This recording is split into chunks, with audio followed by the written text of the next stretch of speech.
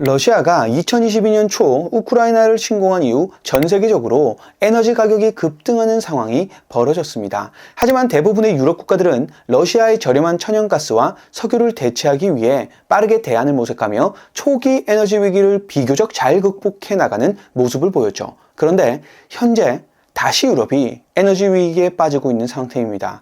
유럽의 전기요금은 연일 상승하고 있고 특히 독일은 전력을 만들기 위해서 석탄과 석유까지 태우고 있습니다. 왜 유럽은 다시 이런 에너지 위기에 직면하게 된 걸까요? 오늘은 유럽의 에너지 위기가 왜 악화되고 있는지에 대해서 자세하게 현재 상황과 에너지 급등의 원인들을 살펴보도록 하겠습니다. 러우 전쟁으로 유럽은 러시아산 가스를 끊고 에너지 자립을 이루기 위해 총력을 다해왔습니다. LNG를 대규모로 수입하고 재생 가능 에너지에 집중하며 해결책을 찾아갔죠. 하지만 최근 몇 달 동안 에너지 가격이 다시 급등하면서 위기가 또다시 찾아왔습니다. 최근 독일 같은 경우는 둥켈플라우테라는 현상이 발생하고 있습니다. 이는 태양광과 풍력 발전이 동시에 거의 멈추는 기상현상을 의미하는데요. 겨울철 구름과 바람이 없는 날씨가 겹치면서 에너지원 공급이 부족해지는 상황에 직면하게 된 겁니다. 독일은 전력의 약 50%를 재생 가능 에너지에서 생산하며 에너지 전환의 선두주자로 꼽히고 있죠. 유럽에서 탈원전과 함께 친환경 신재생 에너지 바람이 불면서 재생에너지의 의존도가 빠르게 높아지다 보니 오히려 이러한 에너지 전환 정책으로 인해 전력 공급 안정이라는 목표를 달성하지 못하고 있는 상황이 벌어지고 있습니다. 올겨울 독일의 풍력 발전량은 85%나 감소했고 태양광 발전은 겨울철 일조량 부족으로 더 큰 타격을 받았습니다. 게다가 2023년에 독일은 마지막 원자력 발전소까지 폐쇄해버린 상태이니 부족한 전력을 충당하기 위해서 가장 오염이 심한 화석연료인 석탄에 의존하고 있는 상태입니다. 물론 석탄 발전도 독일이 2038년까지 단계적으로 폐쇄한다고 했지만 친환경의 선두 국가가 참 아이러니한 상황이죠. 이렇게 해도 수급을 맞추지 못하니까 프랑스와 폴란드 같은 이웃 국가들로부터 전력을 수입해야 하는 상황입니다. 심지어 수입된 전력 중 대부분이 화석연료나 원자력 에너지로 생산된 것들입니다. 그리고 독일의 12월 단기 도매 전력 가격이 메가와트 시당 1000유로에 달했는데 이는 18년 만에 최고치라 볼 수 있습니다. 전기요금이 하루 만에 10배나 뛰었으니 상황이 얼마나 심각한지 여러분들도 실감이 되실 거라 생각됩니다. 그리고 많은 유럽 국가들이 러시아산 가스를 대체하기 위해 노르웨이와 미국에서 LNG를 대량 수입하고 있죠. 하지만 이 역시 비용이 비싸고 안정적이지 않습니다.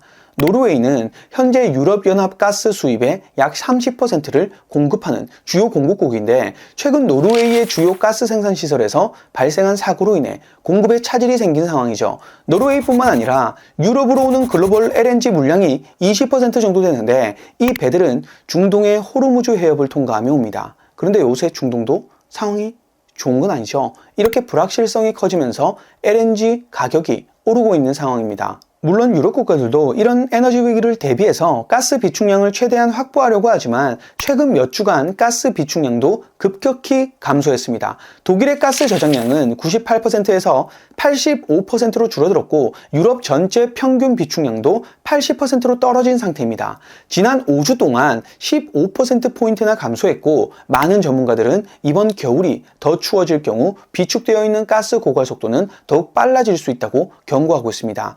그리고 러시아산 가스의 약 5% 정도가 전쟁 상황에서도 여전히 우크라이나를 통해 유럽으로 들어오고 있었는데 우크라이나가 12월 31일 만료 예정이었던 러시아 가스 운송 계약 연장을 거부하면서 2025년 1월 1일부터 러시아산 가스 공급 중단을 발표했습니다.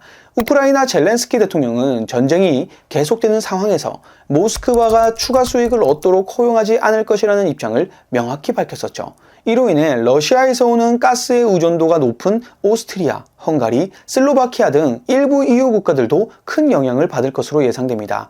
EU는 2027년까지 모든 러시아 가스 수입 중단을 목표로 하고 있지만 이것이 과연 가능할지는 미지수입니다.